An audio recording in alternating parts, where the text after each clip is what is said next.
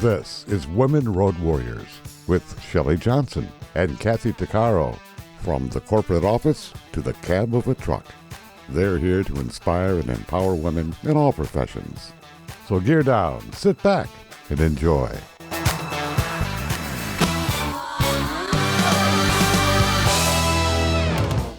Welcome. We're an award-winning show dedicated to empowering women in every profession through inspiring stories and expert insights. No topics off limits on our show.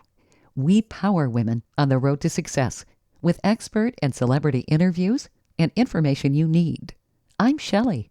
And this is Kathy. Did you know that not all insurance companies paid for breast reconstruction after a mastectomy in the United States until the late 1990s? Not everyone knows that, but they should. Not all states required insurance companies to do this. Women who had to undergo radical surgery to win their fight against breast cancer were often permanently scarred unless they paid out of their own pocket. That changed after legislation was passed that was spearheaded by Dr. Christine Horner. Her 5-year crusade led to the passage of laws in 35 states and a federal law called the Women's Health and Cancer Rights Act of 1998. That was the first law Congress ever passed that required insurance companies to pay for a specific surgical procedure. Dr. Horner even took her campaign to the White House, where she met with President Clinton and Hillary Clinton. Dr. Horner mounted this charge for women and won after an insurance company refused to pay for one of her patients' breast reconstructions. Dr. Horner is one of our modern-day heroes. She's a board-certified and nationally recognized surgeon, author, expert in natural medicine, and relentless champion for women's health. She wrote the book Waking the Warrior Goddess, Dr. Christine Horner's program to protect against and fight breast cancer. Dr. Horner is a popular radio and TV program guest. She's appeared on numerous national shows, including The Oprah Winfrey Show, NBC Nightly News with Tom Brokaw, Fox and Friends, and CNN. She was also interviewed by Dr. Oz and Dr. Mercola. We have the honor of featuring Dr. Horner on the show with us today. Welcome, Dr. Horner. Thank you for being with us. Thank you. Welcome. Wow. Oh, my goodness. First of all, Dr. Horner, I want to thank you for being such a powerful advocate and champion for women. You've improved the lives for so many. It's just wonderful. Well, it was an atrocity, I have to say. I was a plastic surgeon and the insurance companies suddenly stopped paying for breast reconstruction. I think that was like 1993. It was really shocking. And then just to experience the horrors that these women had, with their insurance companies, where the insurance companies just pulled all sorts of things, where they got them scheduled. And then the day or two before surgery, they'd say, "Oh, sorry, we changed our minds." And, it was just terrible. So I just thought, when I got a letter from the insurance company that said that they weren't going to pay for breast reconstruction on my 32-year-old patient because it was on an organ with no function, I was just like, no. That's what they said. We're not going to pay for it because it's on an organ with no function. I thought, wow. They didn't know their biology, did they? Or anything about their anatomy. Oh, my Lord. Well, and I just thought, hey, I'm sure your wife is really happy about you.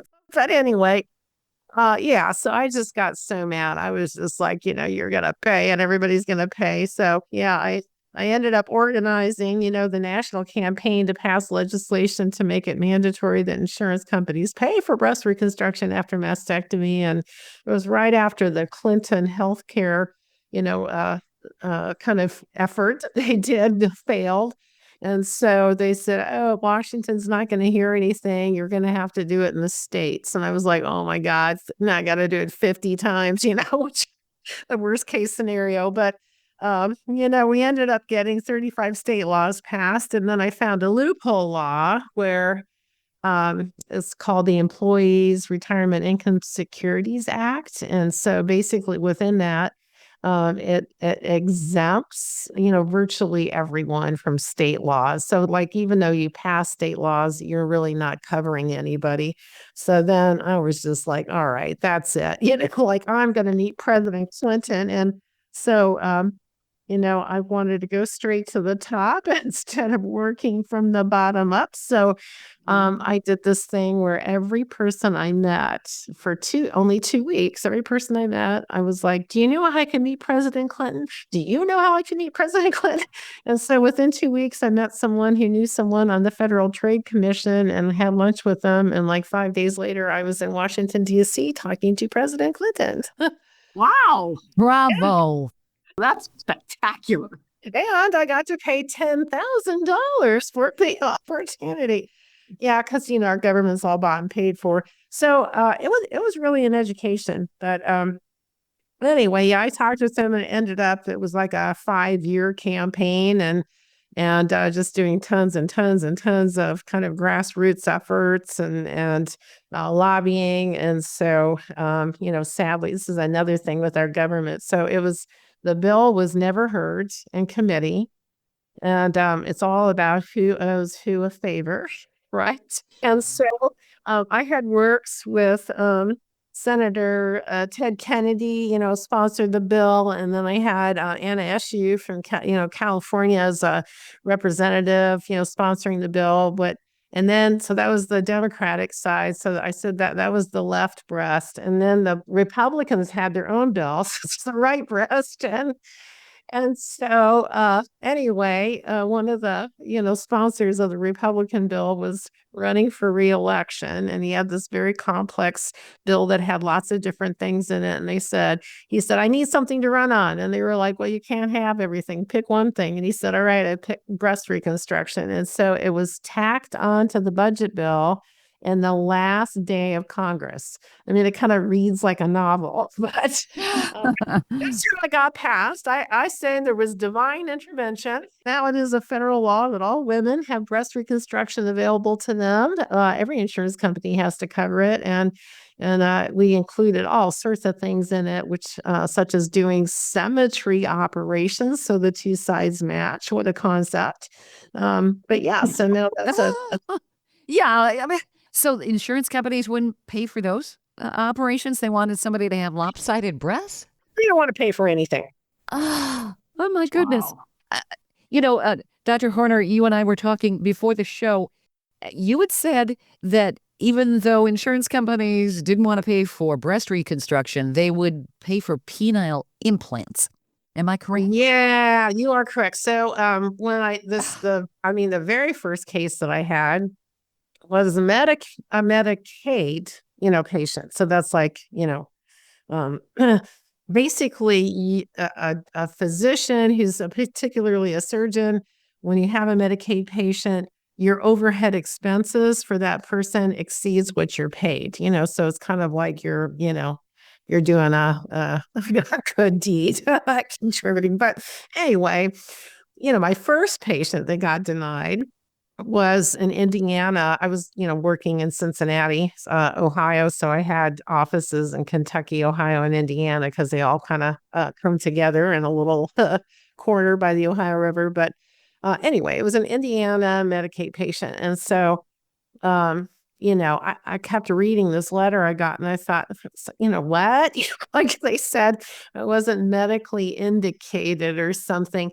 And so, I wrote him back and I said, hey, if you pay for, penile reconstruction, but you won't pay for breast reconstruction, that's a very sexist policy. So he writes me back and young lady, you're completely out of line. Young lady? Oh my goodness. Yeah, of course.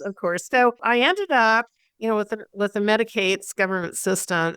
There was a state kind of like healthcare, like it was like getting lawyers involved in everything where I had to present, to them. And so I came with, tons and tons of studies that showed that women who had some form of reconstruction actually did a whole lot better, psychologically, emotionally, and even physically. As the woman who was the judge, so it was like a state court hearing. So the judge was a woman. So she ruled in my favor. And as I was leaving, one of the assistants comes running after me and she said, I'm so glad you won because not only does Medicaid, pay for penile reconstruction, but the number one case that they paid for, back then, that was before Viagra, back in the early 1990s, she said was penile implants, that was the number one case they paid for. Isn't this an example of patriarchy? Yeah. It's Absolutely. just disgusting. Yep. And, the average person doesn't know all of this. Yeah. People need to be educated. Kathy, I had a quick question. You're in Canada, Mhm. and you're from Canada. Do you know what the policy is on breast reconstruction and reimbursement there after a mastectomy? I'm sorry, I don't. Okay. Well, it's allowed. I've had, some friends when I was working as a plastic surgeon, at least it was, that worked in Canada. So it was allowed. But, they did experimental things here in the United States to begin with because, we were having, terrible budget issues, with our health care. And so, because the Clinton healthcare, the stuff didn't go through, then they said they wanted to try things experimentally in the States. And so, Washington and Oregon kind of took the lead. And so, I think it was in Washington, they came up with this idea that they would just list every kind of surgical procedure that a person can have. And then they just arbitrarily drew this line, and everything above the line was paid for and everything below the line was not. So reconstruction of every single body part, including, prosthetic ears that, have no function or the prosthetic eye that can't see, all of those were covered. And the only body part for, reconstruction that wasn't covered, that was below that line, was that of the female breast. Wow. Yeah. Yep. Wow. Yeah. No words. Yeah. Obviously, there weren't any women that had any kind of input into this. Well, I guess not until I came along. Yeah. And bravo. Yeah. What you've done is tremendous. And you need to be honored for all of your hard work because you've made such a difference in women's lives. It's just astounding. Stay tuned for more of Women Road Warriors coming up. Dean Michael, the tax doctor here. I have one question for you. Do you want to stop worrying about the IRS? If the answer is yes, then look no further. I've been around for years. I've helped countless people across the country, and my success rate speaks for itself. So now you know where to find good, honest help with your tax problems. What are you waiting for? If you owe more than $10,000 to the IRS or haven't filed in years, call me now at 888-557-4020 or go to mytaxhelpmd.com for a free consultation and get your life back. Industry movement Trucking Moves America Forward is telling the story of the industry. Our safety champions, the women of trucking, independent contractors, the next generation of truckers, and more. Help us promote the best of our industry. Share your story and what you love about trucking. Share images of a moment you're proud of. And join us on social media. Learn more at truckingmovesamerica.com.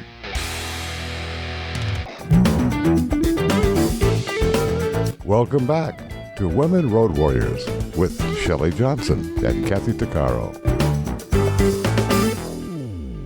If you're enjoying this informative episode of Women Road Warriors, I wanted to mention Kathy and I explore all kinds of topics that will power you on the road to success. We feature a lot of expert interviews. Plus, we feature celebrities and women who've been trailblazers. Please check out our podcast at womenroadwarriors.com and click on our episodes page. We're also available wherever you listen to podcasts, on all the major podcast channels like Spotify, Apple, YouTube, Amazon Music, Audible, you name it. Check us out and bookmark our podcast. Also, don't forget to follow us on social media. We're on Twitter, Facebook, Instagram, Pinterest, LinkedIn, YouTube, and other sites. And tell others about us. We want to help as many women as possible. It wasn't until 1998 that insurance companies across the United States were mandated to pay for breast reconstruction after a woman underwent a mastectomy. Many companies refused because they said the breasts after reconstruction lacked any function. This was done at the same time that they covered penile reconstructions and penile implants. This changed dramatically after Dr. Christine Horner launched a massive campaign to change this patriarchal and discriminatory practice that hurt women. She was instrumental in getting laws changed in 35 states. Her tireless work led to the passage of the Women's Health and Cancer Rights Act of 1998, mandating coverage for breast reconstructions in all 50 states. Dr. Horner has been a fierce advocate and champion for women's health. She's a board-certified and nationally recognized surgeon, author, and expert in natural medicine. She wrote the book Waking the Warrior Goddess, Dr. Christine Horner's program to protect against and fight breast cancer. She's a wealth of information, and she's doing so many things. And now you're working to educate women about breast cancer prevention. You do so many things in that area. Did you want to talk about some of that? Because Sure. you have some major insight that I don't think a lot of women are told about by their Conventional doctor. Yeah. Uh-huh. Well, so right at the same time when I was working on the breast reconstruction legislation, I started noticing that my patients were getting younger and younger and younger, the ones that were, coming in with breast cancer and requiring, breast reconstruction. And finally, I had women coming in my door that were in their 20s. And that just like, I was devastated, when that started happening. And I just thought, oh my God, clearly something is seriously wrong. And we know from epidemiological studies, so these are like studies of, groups of people, that people who are born in, at least this used to be before our terrible Western, culture is like contaminated the rest of the world. But at one time, Asian populations had the lowest, incidence of breast cancer. And so they found that if an Asian woman moved to the United States and adopt our American diet and lifestyle, within one generation, her risk would match that of an American woman. So it's like, well, duh, what are they doing or not doing that we're doing or not doing that's making such a big difference? And so, this again, it's time flies, boy. It's been 30 years, right? But I decided to start researching and kind of going through the medical research to find, what, if anything, women could do to help to lower the risk of breast cancer. Because, we were never taught anything. They just said, oh, get mammograms, the best thing a woman can do, and try to catch it early. And that's the way we're going to save lives.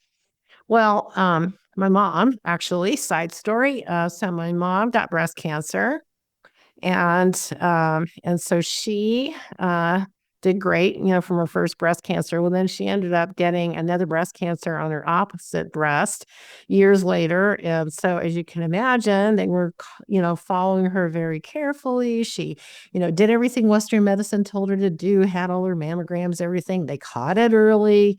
And then 5 years after that, she suddenly said, I think something's wrong with my leg. I think I pulled a muscle. And I saw her and I thought, oh my God, that's not what that is. So it turned out that she had metastatic breast cancer from stage 1 disease. The initial became metastatic breast cancer to her femur, the leg bone. And so she was 75 and she decided that she didn't want to go through any horrible treatment. She said, I'm not going to have, chemo. I'm not going to do radiation. I'm not going to do it. So then she ended up dying 9 months later. So that was another thing that really rocked my world, because this was all at the same time that this was happening, where I was just like, my mom did everything Western medicine told her to do and she's dead. Like, this doesn't work. And so it's just like, okay, what can women do? So anyway, I did this literature search. And so as soon as I started looking, I found, this was back in the early 1990s, I found thousands of studies showing exactly why we have a breast cancer epidemic and prostate cancer and colon cancer and ill health in general. And it's all stems from our horrible American diet and lifestyle. Duh.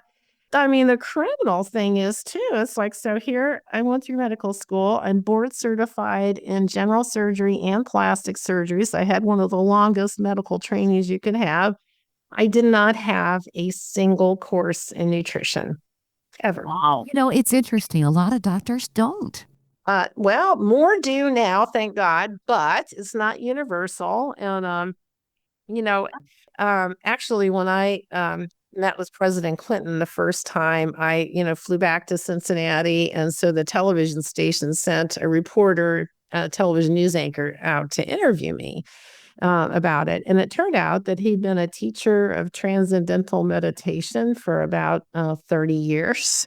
And so he's like, you really need to learn how to do transcendental meditation. I'm like, great, fine. So I did that. And then he said, well, if you want to know more, it's like, well, it comes from this system of medicine called Ayurveda, which I'd never heard of. I'm embarrassed to say at the time.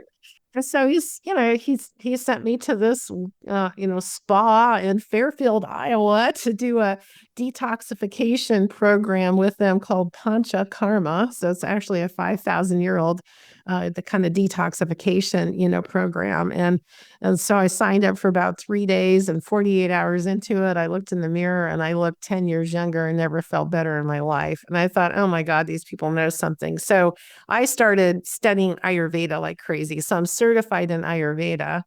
And that really led to me deciding to leave my surgical practice and really focus on teaching people how to become and stay healthy naturally and avoid the knife. So I did. I left my practice. I decided I actually started working in the local television newscast on ABC and NBC, doing a segment on complementary and alternative medicine. And I just started really falling in love with doing that because I felt like, boy, on television, you're really reaching, thousands of people, lots of them you'd never, normally have those people coming into your office. And so I felt like I was making a bigger impact for the world than just, doing liposections and breast augmentations. And yeah, so I left my practice, and then for about 20 years, I worked, kind of as a media doctor. I've, written a couple of award-winning books. You mentioned the book I wrote for, breast health, but I also wrote a book called Radiant Health, Ageless Beauty, and it's about how to create health, which I never learned in medical school. But, it's got a foundation in Ayurveda as well as, modern research, but it's kind of like all the different elements, that are important to be able to experience extraordinary health and longevity. So yeah, for 20 years, I flew all over the country doing, television interviews and radio interviews. And I had my own, radio show and wrote for, articles in national magazines and everything. And then COVID hit. So yeah, so that was, television station shut down, no in studio, interviews, all the speaking engagements didn't happen. So I had been introduced to this technology called thermal imaging.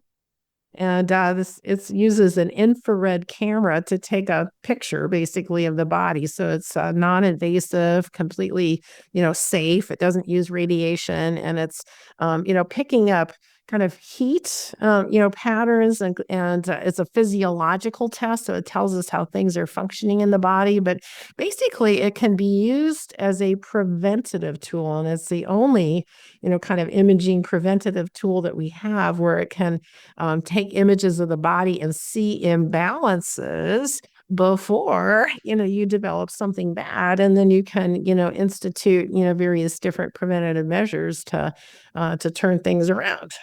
So it's actually more accurate at an earlier stage than mammographies? Well, mammograms, ultrasounds, MRI scans, these are a category of anatomical tests. So what they're doing is they're taking a cross section of the human body and they're looking at the underlying architecture. The only thing that they're going to pick up is if you have had a structural change to your body. So in other words, they're only going to tell you about something that you already have. So it's after the fact. Yeah. So whereas thermal imaging, that's really fascinating because we start to see these temperature changes that happen in the body to indicate that there's something going on as far as an imbalance, years before somebody, develops a significant issue. And so those are the things that we can kind of pick up. So for instance, if we're specifically talking about the breasts, before a woman develops breast cancer, we start to see these physiological changes, like I said, years, before somebody develops a breast cancer. And so they're going to look like, some vascular patterns or heat patterns, or the, thing we always look for is, does one side match the other? Because it turns out that the human body is extremely symmetrical thermographically. And so whenever we have any imbalances, and this is all kind of a phenomenon that happens with a part of our nervous system called the sympathetic nervous system, and that's the one that's involved in the fight or flight, kind of reactions. But basically, the nervous system innervates the skin, and whenever there's any kind of underlying imbalances, dysfunctions, injuries, infections, anything like that going on, the sympathetic nervous system causes the overlying skin temperature to change. And our software program actually assigns a different color to every temperature. So even if we have teeny tiny, differences, it changes the color, with the software program, and it just pops out there, to let us know that something's going on. So we can pick up these very early imbalances where they're easily reversible with simple diet, lifestyle, and nutritional supplements. So when I identify women, for instance, that look like they're at an increased future risk for developing breast cancer, we can interrupt that whole process. I definitely use my book, Waking the Warrior Goddess, to have women educate themselves about all the do's and don'ts, for lowering their risk. And then we add certain key nutritional supplements, and we get this spectacular improvement that happens usually within 3 months. And so, see how somebody's breasts are restored to health. And again, it's the only test that's going to show us that. And so we have this ability to monitor, the health of the breasts as well as the rest of the body, pick up these very early imbalances when they're at reversible stages, and then interrupt that whole process of creating a disease. This sounds like a much better way to help women versus a mammography or a mammogram. Squishing the breasts, using radiation that actually increases the risk of the disease is looking for. I mean, to me, that's the definition of insanity. Yeah. Well, and I think whoever designed the mammogram really hated his mother, because who wants to slam your breast into a vise and then crank it down? I mean, really. Awful. And the machine itself, or what, I don't know what the parts are, but it isn't shaped like a woman's rib cage. I mean, you're basically pushing yourself up to a tabletop and slamming your breast into a vise. Horrible, right? Horrible. Yeah. It is horrible. And it's unnecessary because, what the research shows us is that, well, there's like long-term studies that have been done on mammography with following women for 20 to 25 years. And this came out maybe 6-7 years ago. And so, we thought mammograms were the golden standard. They were the be-all, end-all. That's the only thing you needed to do. And at the end of those studies, what they showed was that that mammograms were not even remotely as good as we thought that they were, and that they had all sorts of problems, that we really, kind of poo-pooed or underestimated that were, really significant. I mean, it's not appropriate for women under like 40 or 50 because the breast tissue when it's younger is dense and you can't see through it. But it turns out that even like 40% of women have dense breasts even after menopause, so there's huge populations of women where it doesn't work very well because of that. Also, it doesn't work well when women have really small breasts, or if they have very large breasts, or if they have implants in. And so, there's just a lot of, categories. So with the research looking at combining thermal imaging, a physiological test, with an ultrasound, which is a completely harmless anatomical test, we actually get a much better evaluation of the breast tissue than we do, with mammography, and it can be used in everybody, no matter what age. I mean, both of those are safe for babies. Mm-hmm. Oh, Yeah. yeah. That speaks volumes. Stay tuned for more of Women Road Warriors coming up. Dean Michael, the tax doctor here. I have one question for you. Do you want to stop worrying about the IRS? If the answer is yes, then look no further. I've been around for years. I've helped countless people across the country, and my success rate speaks for itself. So now you know where to find good, honest help with your tax problems. What are you waiting for? If you owe more than $10,000 to the IRS or haven't filed in years, call me now at 888-557-4020 or go to mytaxhelpmd.com for a free consultation and get your life back. Industry movement Trucking Moves America Forward is telling the story of the industry. Our safety champions, the women of trucking, independent contractors, the next generation of truckers, and more. Help us promote the best of our industry. Share your story and what you love about trucking. Share images of a moment you're proud of. And join us on social media. Learn more at truckingmovesamerica.com.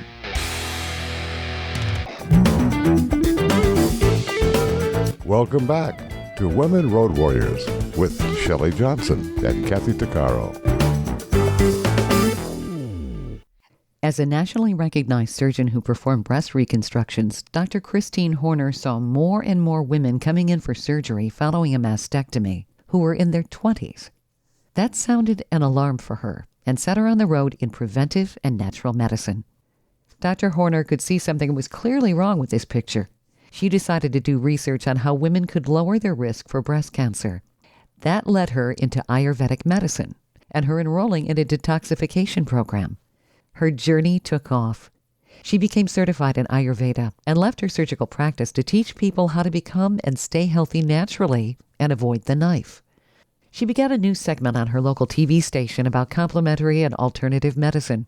She became a media doctor and author, writing a number of award-winning books. Dr. Horner was also introduced to the technology of thermal imaging, which she now promotes and offers. It doesn't use radiation, but picks up heat with an infrared camera that can see imbalances before a person develops a problem, so people can enact preventive measures to turn things around. It's better than a mammogram, according to Dr. Horner, which detects a condition you already have. Plus, mammograms subject a patient to radiation, and recent studies show that those tests are not the be-all to end-all solution. It's not appropriate for women with dense breast tissue, or who are under 40 or 50. It's also not effective with women with very small breasts, very large breasts, or who have implants. Thermal imaging along with ultrasound is much better, according to Dr. Horner. It's safe and appropriate for patients of all ages. Dr. Horner's giving us all kinds of important information that women need to know, especially about thermal imaging. So do insurance companies cover thermography or? Mostly no. Mostly no, because it's preventative. So there are a few insurance companies that do cover it, like in Florida and Texas and Arizona, but for the most part, they don't. When I do thermal imaging, I always give my clients the various codes, that they can submit to their insurance company. Diagnostic codes, yeah. Yeah, so there's an ICD-9 diagnostic, and then the procedural, code, the CPT code. So Yep. occasionally, so somebody can get a partial reimbursement, but for the most part, I mean, in Southern California, I've never heard of it happening, but I think that there needs to be a movement to get the insurance companies to cover this because it makes so much sense.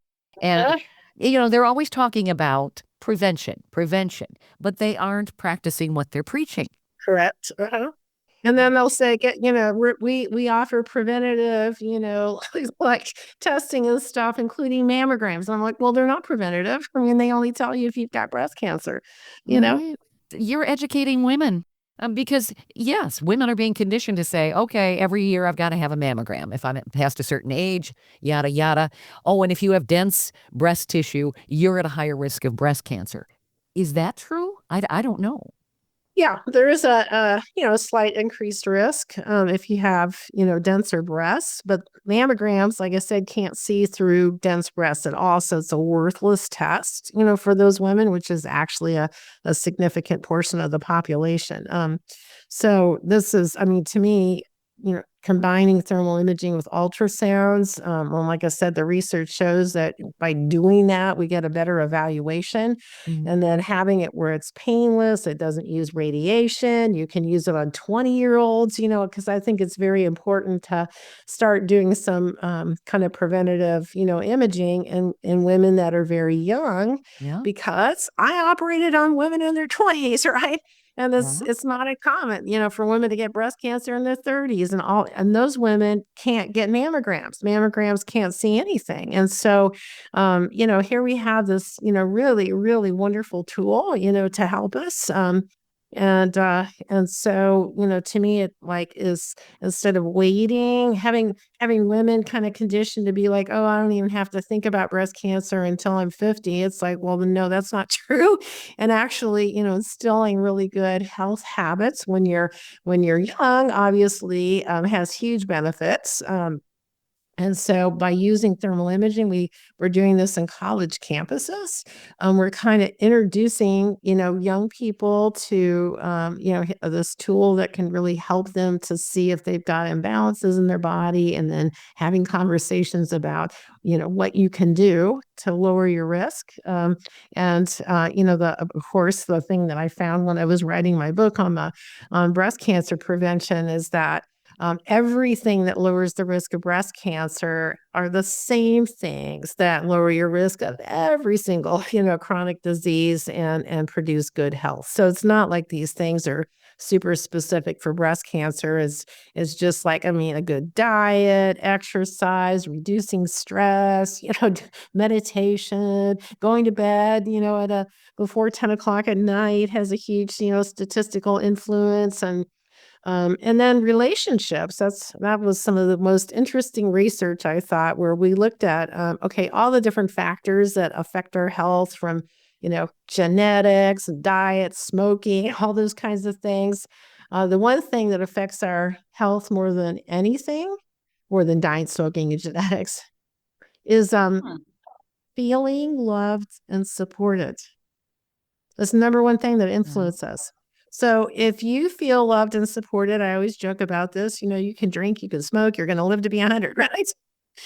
But the opposite is true, where if you are in toxic relationships, it's the most toxic thing to the human body. It's way worse than smoking cigarettes and drinking whiskey.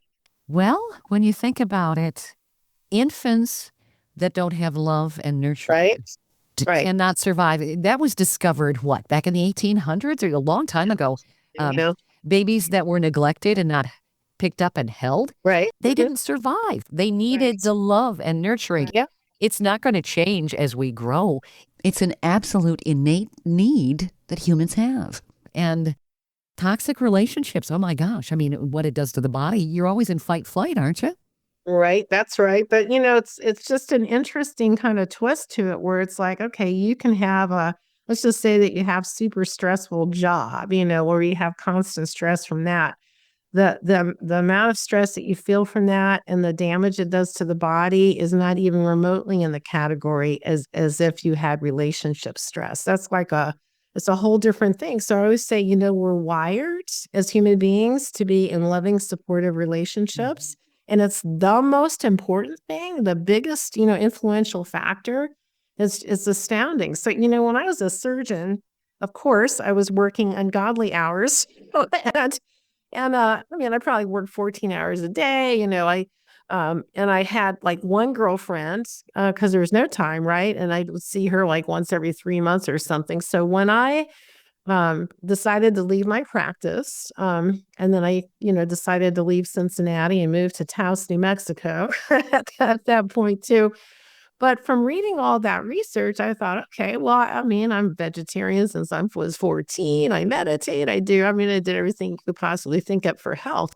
The most important influence is having loving, supportive relationships. So I test actually to be slightly introverted. So it takes me something. But when I moved to New Mexico, I just thought, okay, this is the most important thing for my health. So, like when I went to the gym and I was in the locker room, I made myself talk to every single woman in there so that I could like quickly kind of form a whole group of, girlfriends. And so then, what I've done, after that is like I identify like the women that, they're like best friends, kind of women that just every time you're with them, it's just like you always feel better and everything. And so what I've done is like, because those are my most important relationships, I schedule those people in my life. So like I see one girlfriend every Tuesday night. I have another girlfriend I see every Wednesday. I see another one on Friday. I have a couple, so I schedule it like that because otherwise, you can find these wonderful people that you love to be with, but life gets in the way and you can end up going months without seeing them. And so, for me, it's just like, okay, I'm going to schedule that in my life. And then, I really have this intention about being the most supportive, loving friend that I can, to those people, too. So it's intentional, intentional living. That's so Yeah. important. Absolutely.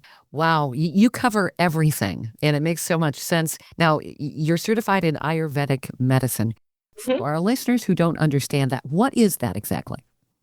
Yeah, so Ayurveda, traditional Chinese medicine and Ayurveda are actually the two kind of major holistic systems of medicine that are still being practiced today. So Ayurveda, Ayur means life and Veda means knowledge. So it literally means the knowledge of life. I was like, how different from Western medicine was that? So traditional Chinese medicine and Ayurveda are about, a lot of areas where they overlap. But Ayurveda of all the systems has got this incredible understanding of what it is to be a human being in a human body. And so it recognizes all these kind of fundamental laws of nature, which if you follow them, your body's going to be in balance and it enhances your body's inner healing intelligence.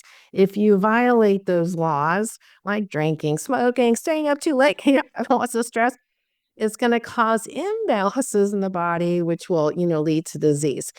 So they have the most sophisticated level of understanding, I think, about, how the human body functions, what we need to do to keep it into balance and how we can get it there. They, understand various different body constitutions where we're not all the same. And so it can't be cookbook. And so that's an easy thing to see where you have those really annoying teeny tiny skinny friends that can eat anything. And then you have people that just, look at a piece of cake and they gain weight.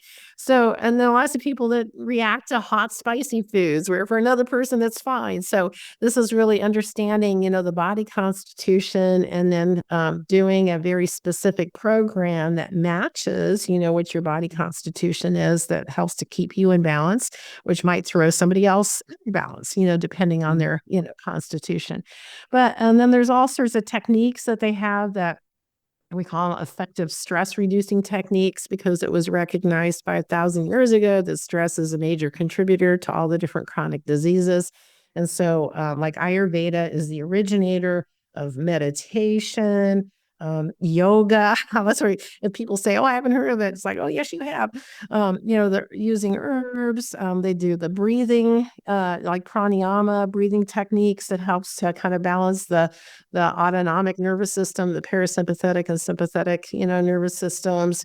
There is sound therapy, in it because we found that that has this like amazing effect on balancing the human body. So many, many different techniques that are all designed to help to balance the body that then results in enhancing your body's inner healing intelligence. So it becomes very smart and it can take really, really good care of you. But if you violate those laws, then your inner healing intelligence becomes stupid. It can't take care of you. You're helping your patients with all of this. You're incorporating all these techniques with complementary and alternative medicine, teaching women how to stay healthy, reduce their risk for breast cancer, and other chronic diseases. Right. I still don't get why this concept is so foreign in Western countries and with the Western medicine, where Right. we treat you after the fact. It just doesn't make sense. Right. You're right. You're right. But I have to say, when I first started, doing this work, which was, back in the mid 1990s, no one had heard of Ayurveda when I did speaking engagements. How many people have heard of Ayurveda? It's like no hands went up, and now really the whole room goes up. The health food stores were just kind of these mom and pop things that were starting. Organic was, not that accessible, back then. So the difference that I've seen, and I've been doing this for 30 years now, so there's been this huge difference as far as, people's awareness of, all these different kinds of healthy things that we could do that fall into the category of, complementary and alternative medicine. It is drastically different, now than it used to be. Now, one of your educational techniques is to teach women to eat the right foods. What are the right foods? I know that there are probably a lot of different options there, but maybe some quick takeaways for our listeners. Yeah. So always, we try to go for something that's organically grown. So fruits, vegetables, nuts, seeds, and omega-3 fatty acids. That's kind of the secret to good health. So you definitely want to favor doing a mostly plant-based diet. And again, not processed and minimizing, sugars and stuff like that, but just going for those whole, organically grown fruits and vegetables. And we found that, every plant has its own pharmacy in it. There's hundreds of different kind of plant chemicals in that all act like, they have these specialized medicines in it. So this is why it's recommended to do a really colorful and diverse, diet, because then we can, take advantage of all these, different kind of natural medicines, in the plant. Aren't those called flavonoids? So that's a category, of it. So there's different molecules. We call them, phytochemicals or, Okay. plant chemicals. And so, each of them, like I said, has their own kind of natural abilities. They're, considered like active molecules that have good anti-inflammatory properties and antioxidant, properties to them kind of across the board, but they're, biologically active. And the pharmaceutical companies, study plants, they figure out the mechanisms by which they work, and then they tell us that the plants don't work. So like, for instance, turmeric, so turmeric is an Indian spice. And so, they've done just huge amounts of research on it. It's the most researched plant that there is. There's like, like, I don't know, 30,000 studies in the medical research, or if not more. And they're doing a lot of research in it. And MD Anderson, in Houston, the cancer hospital. But, they found that it has like 30 different anti-cancer properties to it, but there's like just millions of other things that it does too. So it's almost like it's a too good to be true kind of a thing. And I take turmeric every single day, supplement form too, just because it's so, incredibly healthy. But, like I said, these things have all been researched like crazy. So it's like when I first started, they say, oh, there's no research on it. I was like, well, if you look it up, I mean, like I said, there's about 30,000 or more, every time I look, it's, 10,000 more published research studies on it. So we've really, studied the heck out of it. And the other kind of area of interest in research that they're doing is that ever since we mapped out the human genome, it became this kind of favorite thing of researchers to look at everything, from the exercise that we do to sleep to, to all these different plants, and look and see how are they affecting our genes, so like what genes are being turned on and which genes are being turned off, too. So we really understand at a very sophisticated level about why, these various different things like exercise. Again, we used to think, oh, it's just good for your cardiovascular system, but it turns out that when you're exercising, your body releases all these different kinds of chemicals, and then it affects your genes and your DNA and stuff. So that's where we get this huge kind of global effect, positive health benefits, from doing physical activity. So, so anyway, we've had, this kind of explosion in research, in the areas of looking at, plants and more alternative medicine techniques too. And then having a really pretty sophisticated understanding of exactly why, these things are beneficial for us. This is so important. What you're doing with women, it's educating them on so many different things. The outcomes that you're creating are tremendous. Do you work with women virtually, or do they need to come into your office in California? Or Yeah, so I work virtually. I mean, I do have my own thermal imaging business where I go a variety of different places. And besides San Diego, I go up to Palo Alto and do imaging there like 4 times a year. I go to Cincinnati, greater Cincinnati area, because that's where my son and my grandsons are. And so I do some imaging there too. But I work, mostly, online, and I do Zoom consultations. And so a lot of them really center around people who have had thermal imaging and they want to understand the results. And then I do, health coaching with them. And then the other population of people that seeks me out really are women who are kind of newly diagnosed with breast cancer. And they want me to help them kind of navigate the system. So there's all sorts of things that women can do from, we'll say more natural, kind of techniques that can, unbelievably improve, their outcomes. And one of my areas of specialty also is helping women when they're going through chemotherapy, because we found, there's all these different kinds of, herbs and supplements that are able to counteract the side effects of chemotherapy without interfering with it. So we can create a situation where, a woman most likely just kind of sails through chemo, no nausea, no vomiting, no weight loss, their blood counts stay normal, and they just sail through. Why isn't Western medicine doing this routinely? We don't know. Well, pharmaceutical companies, don't they pay for a lot of the med schools? Well, they do, but there's no reason why you can't combine that, with certain nutritional supplements and so forth that take away all the side effects. And, so those usually the side effects of chemo are the thing that kills the patient, Yeah, it's terrible. Yeah. Dr. Horner, where do people find you? What is your website? Sure. My website is medthermsc.com. So med, M-E-D, therm, Therm, and then S as in Sam, C as in carrot, stands for Southern California. .com. So that's my website. That's really the best place, to go, because I have other contact. If you can email me through my, website, or I have like a kind of a message line where you can leave a message if you want to do it that way. And just lots and lots of really good information, on my website. And I have in every form of learning. So there's, videos, there's articles, there's audio, there are radio interviews there posted. Yeah. So some of what we've covered, people can delve in a little bit more by going to your website, because absolutely, yeah, this is quite the education. There's so many things to consider. And I love the fact that you're working with people with a tailor-made program versus conventional medicine, which is one size fits all in so many cases with baselines.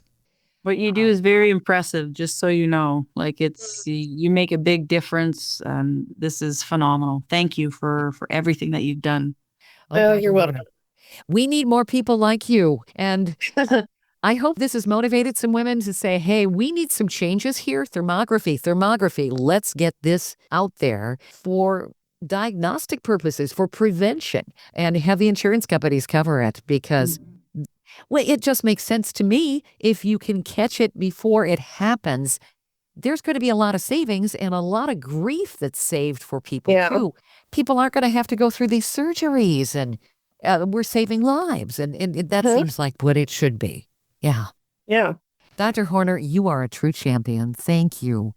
Oh, you're welcome. Thank you guys for what you do. I mean, it's like you help to get this information out, too. That's right. We're trying to empower as many women as possible in so many different ways. It's so important. Yeah. Well, thank you, Dr. Horner. It's been an honor having you on the show. We hope you've enjoyed this latest episode. And if you want to hear more episodes of Women Road Warriors or learn more about our show, be sure to check out womenroadwarriors.com. And please follow us on social media. And don't forget to subscribe to our podcast. On our website, we also have a selection of podcasts just for women. There are a series of podcasts from different podcasters. So if you're in the mood for women's podcasts, just click the Power Network tab on womenroadwarriors.com. You'll have a variety of shows to listen to anytime you want to. Podcasts made for women. Women Road Warriors is on all the major podcast channels like Apple, Spotify, Amazon, Audible, YouTube, and others.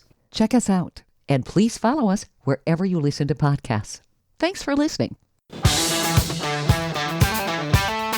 You've been listening to Women Road Warriors with Shelley Johnson and Kathy Tuccaro. If you want to be a guest on the show or have a topic or feedback, email us at sjohnson@womenroadwarriors.com.